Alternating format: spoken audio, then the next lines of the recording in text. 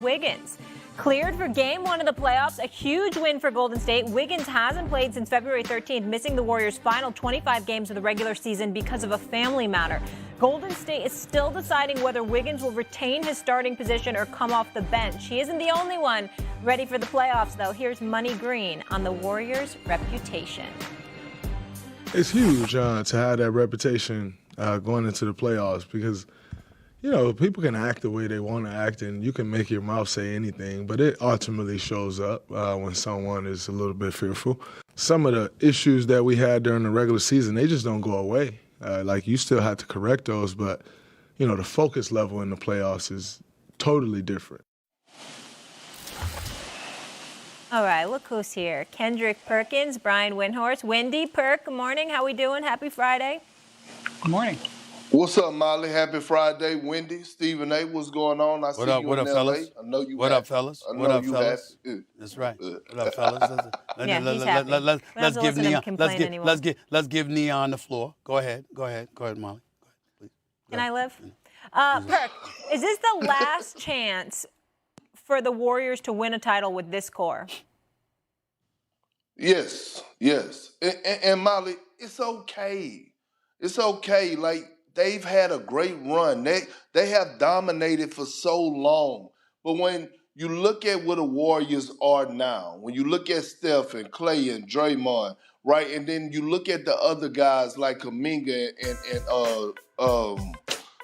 Poole, right? Sooner or later, you're going to have to give the keys to those guys and see what they're capable of doing.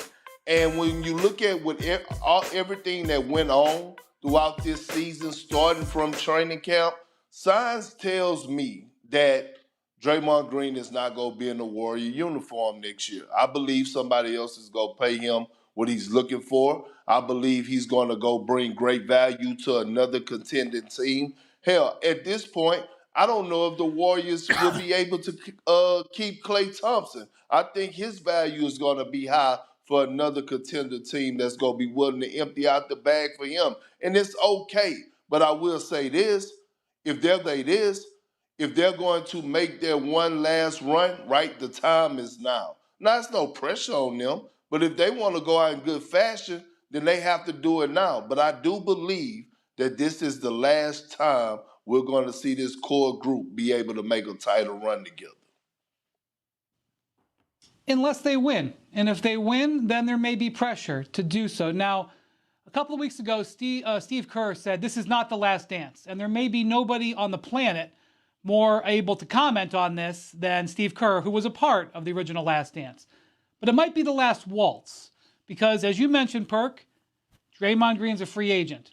Bob Myers is a free agent. One of the potentially most high-profile executive situations we've seen in years, and he's very loudly a free agent. Everybody knows he's a free agent, which means that there's not progress on an extension. Otherwise, we wouldn't hear about it.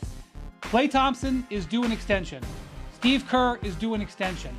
These are decisions that are easier to make if you're keeping a championship team versus not. And that's where it gets interesting. You know, I ran some numbers this week. The Warriors paid $8 million including luxury tax, for every win they had during the regular season. Far and away, the highest in the NBA, okay? Now, there's a whole bunch of reasons for that. There's a lot of nuance in there, but just remember that number. The Sacramento Kings paid $2.8 million, okay? And the Kings are never going to spend what the Warriors spend, okay? But if you're Joe Lacob, and you're looking now at having to potentially re-sign Draymond Green and give Bob Myers a contract commensurate with what he's earned, which is, frankly, going to be a contract that is 8 figures a year. And Steve Kerr, frankly, is worth 8 figures a year. If you're going to do that, you've got to believe that you have a team that is worth it. And so that's what this playoff run is going to show. Even if they win, I think there's still a chance that not all the gravy is still going to keep flowing, especially because this new CBA that just came in, it was basically a turn the screws on the Warriors and Clippers to try to get them their spending and their stuff reined in. So everything's sort of going to press against keeping them together. But I won't rule it out, because one thing about Joe Lacob is he has grumbled about how much it costs, grumbled about how everyone's out to get him, but he's always found the money to make it keep going.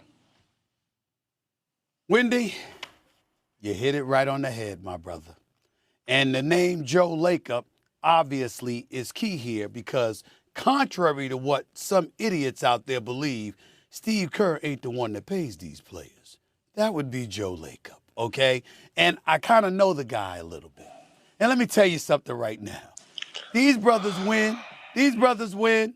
They ain't going nowhere because he's going to spend the money. Now, understand, Perk, how I'm answering this question. When it says last title chance for Warriors with this core, the operative word to me is core. And as much as I consider Draymond Green to be a very pivotal, integral, important part of that, I recognize the fact that he might leave, which obviously changes the dynamic to some degree. To me, when I think about the core, the first thing I think about is Steph and Clay. Now, Steph is Steph. Reigning defending champion, reigning NBA Finals MVP. Have you seen the way Clay has been playing? And also, let's make sure we pay attention to this. When your game is predicated on shooting the basketball, it's not like Westbrook and others where it's predicated on athleticism. I'm talking about marksmanship. That's something that has a bit more of longevity attached to it. So when I think about the Warriors, the first order of business, and I don't want to lose Draymond, and I want Draymond to get his money because he's incredibly pivotal, no doubt about it. But when you say core, it starts with the Splash Brothers. And I believe because of the way Clay has been looking, Clay's not going away. He's not going anywhere.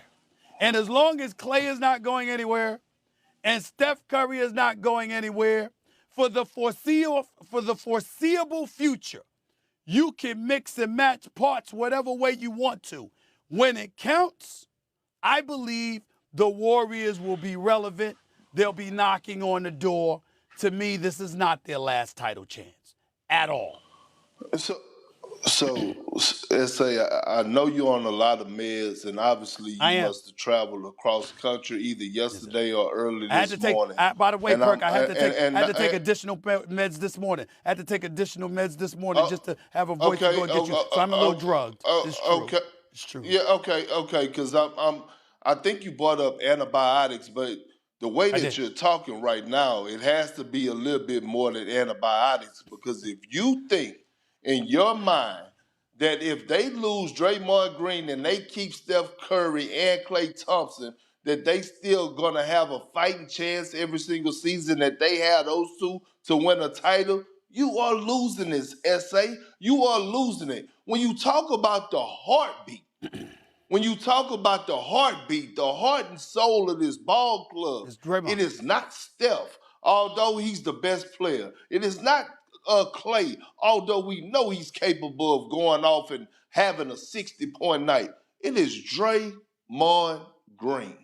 And we've seen the effect of Draymond Green this season alone. And I don't want to keep harping on the incident that happened in training camp, but do you think that incident, if you don't think that incident hurt them this season when they went on the road, it did, because he's been the vocal leader of that locker room for so long. And when you hear Steve Kerr come on and talk about Draymond got to earn our trust back, it's not the trust that he can't go on the floor and give out close to those triple-doubles or anchor the defense. It's the trust that he's going to be able to relay a message to somebody and they're going to be able to respond back to him like they did in the past. That's the trust factor. So when I think about Draymond, who actually built that defense over there, Draymond has made Steph Curry a better defender. We actually saw Steph Curry last year taking on the challenge of guarding Al Horford. I seen him lock last season, Steph Curry, when they were trying to pick on him. That wouldn't have happened if he wouldn't have had the swag from Draymond Green, the confidence of Draymond Green talking and barking.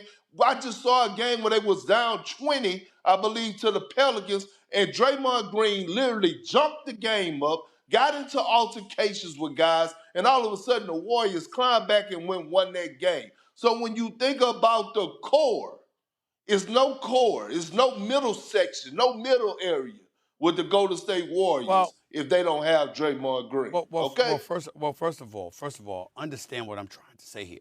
I don't want them to lose Draymond Green. I understand how everybody understands how pivotal Draymond Green is. What I'm trying to say to you is this. You're just looking at the Warriors. You have to look at the league, which I know you do. Look at the West right now. Look at how wide open the West has been. What I'm saying to you is this. It starts with the Splash Brothers and their marksmanship. I'm saying, of course, Draymond is a pivotal part of that core. We understand all of that. I'm just saying they don't completely fall off the map, for example, if they've got the Splash Brothers and they get some other additional parts around it. I don't want them to lose Draymond. I think Draymond is a perfect complement to what they have, and they desperately need him. I'm also saying I don't rule out the possibility that the Warriors will change course and decide to pay him, because watching what you've watched this season, despite how things started, I think it's elevated the importance of Draymond Green and has reminded everybody about how pivotal he is to this franchise. But it still starts with the Splash Brothers. You got to put that ball in the bucket, and you can't teach what those brothers could do. You could get in the gym and shoot 500 jump shots a day. That is God-given. What those two brothers in Steph and Clay can do from the outside, it's God-given. You can't teach the come out of the womb with the ability to pull off. That is what I'm saying. It starts with them.